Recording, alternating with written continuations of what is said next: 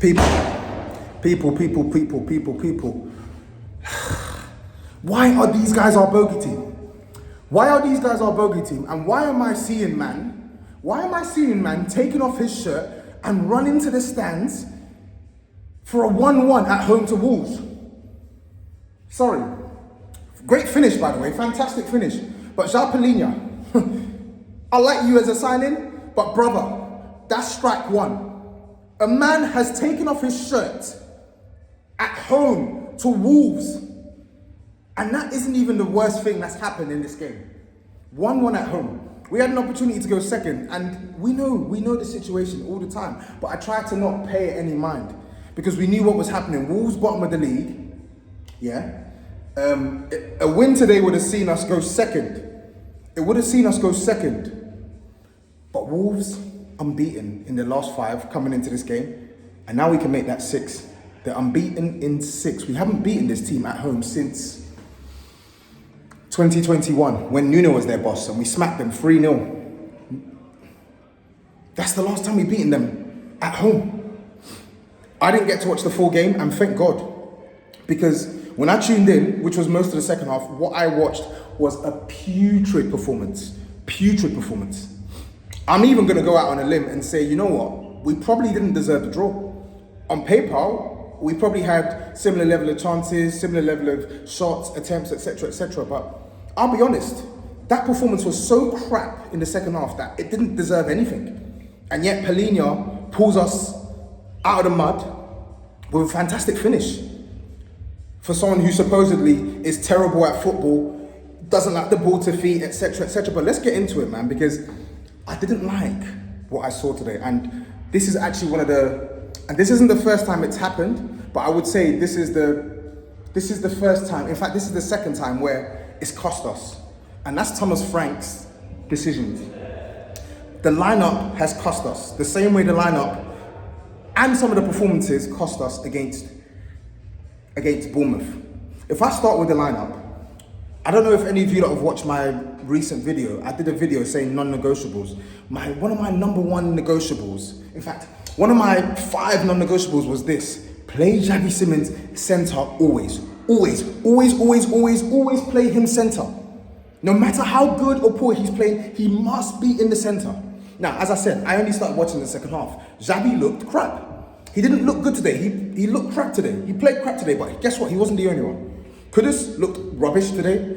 Like, there was a thing I used to say with Lamela, where Lamela, I used to say his woman must love him in bed because he doesn't know when to release. And you know what? I might have to say the same about you, Kudus. Chale, why can't you release the ball? Release the ball quick. He'll do 1-2 good things. Release. Let's go of the ball, brother. You don't have to have it for the entire dribble. Release it. But anyway, Kudus played crap. Simons played crap. Bergvall played crap. Richarlison played crap. Bentancur played crap.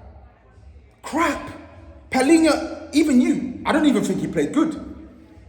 Trying to win duels, etc. But in the second half, Wolves, they played through us with ease.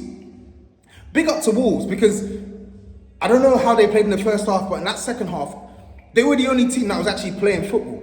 We couldn't even string 3-4 passes together. Struggle.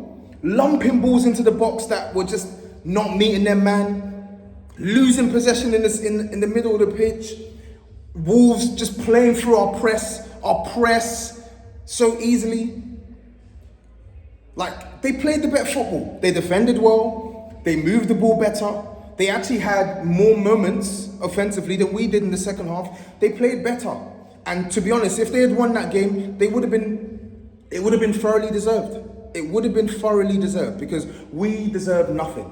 We were so bad. But if I go back to my non-negotiable number 1, Xavi Simons. Listen, he was poor today. Very poor today. Right? But, Frank, when you are chasing a game, you cannot take off our only number 10. Yes, I know Kudus can play in the 10, but he is better off the right. That's where he wants to play. That's where he's done his best work for Spurs. We're chasing a game. We need to have our best players on the football pitch, the players that are most likely to create something out of nothing. We literally watched this guy come off the bench, and change the game for us against Brighton. Why? Yes, I know he's playing a bad game, but why is Frank taking him off? Why are you taking him off? That's crazy. We basically had Odegaard, Kudus, Johnson, and then Tell came on. I can't remember who he came on for. I can't remember. Was it Richarlison or was it Kudus? I can't even remember because I checked out until Palhinha scored that goal and I was like, wow. But then I got disgusted. At the taking the shirt off. But anyway, when you're chasing the game, you cannot take off Xavi Simons. You have to put him in the centre. You have to. When he actually did put him in the centre, because Brennan Johnson came on first in the second half. It was Brennan and Pedro Porro. I didn't mind those subs. Well, I did. Johnson is crap, right? He's crap. I would have preferred Odegaard to come on. That's what it should have been. It should have been Odegaard to come on for Bentancur, right? Which would then move Simons into the centre, and then it would move Odegaard to the left, and then you can put Pedro Porro on for Spence. Cool. But no. We saw Simons fleeting moment in the middle, and when he was in the middle, we were so terrible with the ball. The ball kept breaking down, people doing crazy things. Hermano, are you okay? Are you all right in the head? Doing some crazy things. Why? We got a game to win. Why are you moving so crazy? And even the goal we conceded, just a nonsense goal to give away. You cannot be giving away those types of goals against a team who were playing as well as they did today. They were stern, they were dogged, they won their duels, they caused us problems out on the flanks, they played for us in the midfield. Just poor, man. Just poor. But if I look back, you were too quick to take on Simons, bro. Take off Simons, brother. Richarlison stinks for the majority of the game and you keep him on. Okay, we know you don't have Solanke, you don't have Moani, so you're more restricted. But brother, Simons is your only natural 10. Think of it that way.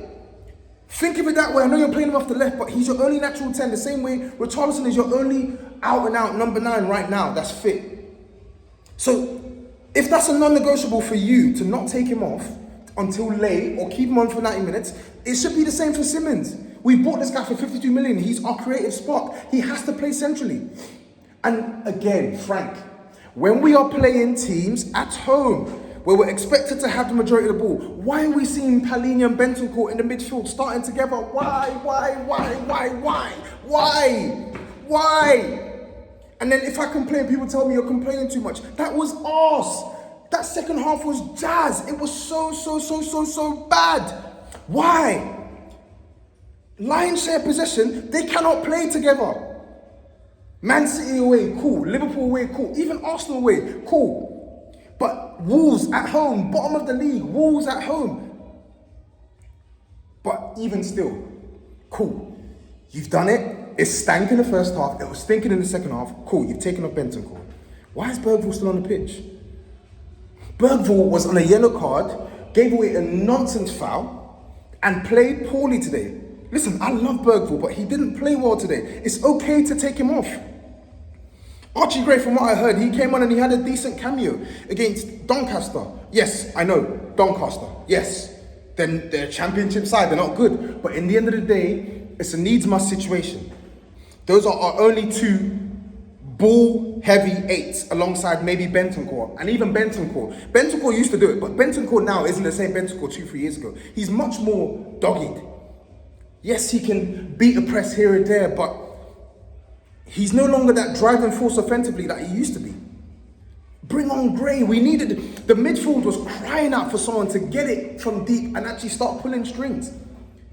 How do you not bring on a midfielder, a young midfielder who has some of those qualities? Listen, I'm not his biggest fan, but in that situation, when Bergvall's playing crap, you bring on Gray. Palhinha is the perfect foil to bring him on. Then you have Palhinha, then you have Gray, then you have Simons. That's a much better platform to go and win that game, especially considering how poorly the other players have played. We need our strikers back bad as well, because Richarlison, I can't take this anymore. This is why I wanted him sold in the summer. Listen, I like him, nice guy, but he's not good enough. I don't care how many goals he scores. He's not good enough, unfortunately. But even Richarlison fed off scraps today. That second half performance, honestly, I'm literally shaking my head. What on earth was that second half performance? It was so bad. You wouldn't even have thought we were 1-0 down the way we were playing. It was so bad. That didn't look like a team that was chasing the game. That looked like a terrible, terrible outfit. And I know we are not. We are absolutely not a terrible outfit, but today was a terrible performance. It was so bad. It was bad. It was bad.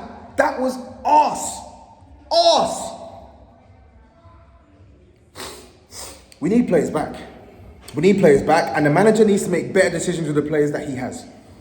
Yes, I know, Solanke on the bench, Muani on the bench, Kulusevski on the bench, Maddison on the bench. It's probably a different game. But guess what? They're not here. And we need to find solutions in absence of those players. Frank, as I said, you cannot be playing that midfield double pivot in these types of games. You cannot be taking off Xavi Simons, having given him chicken nugget minutes in the central position, his best position. You can't. It just, no, it doesn't work. We need more fluidity in this team. And that's been something that we've been saying for the last couple of weeks. I've been saying, even with the wins, I've been happy with some of the results. But the performances, it needs work. It's good, but it's not great. Because everyone can see our issues laid bare. We're struggling with our midfield combinations. We're struggling because for whatever reason, we cannot maintain fluidity. And even today wasn't even just about the midfield. The final third, it was terrible. Simmons was rubbish. Kudus was rubbish. Richarlison was rubbish. You need the final third to click, and they were not good today. Kudus, brother, challenge. Don't do that again, please. Release the ball. Simmons, you have to play better. You got to play better, bro. Even if the manager plays you off the left, brother, give us something. Richarlison. But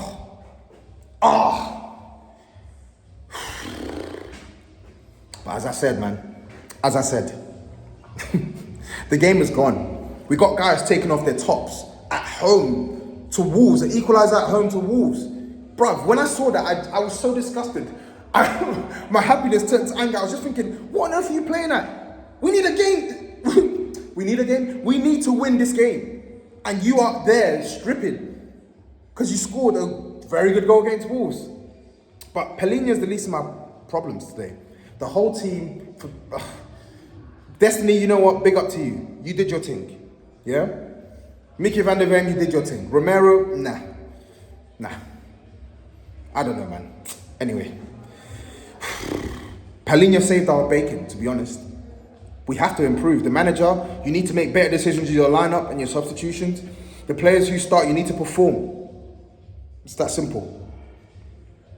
We can't be throwing away points like this because we've not had a tough start to the season. Let's be serious. We've not had a tough start to the season. We haven't. Yeah? It's not been easy, but it's not been hard. You're playing at home. We've had Burnley, we've had Bournemouth, we've had Wolves. That's not tough. That should be 3 winnable games. Yes, I know Bournemouth is the hardest, but that should be 3 games, 9 points. And yet it's 3 games, 4 points. That's not good enough. That's not good enough. And we've got a very, very tough November. Very, very tough November.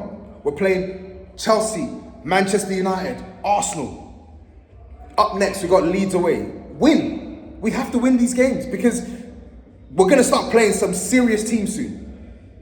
And then it could get long if we make the same mistakes that we did today.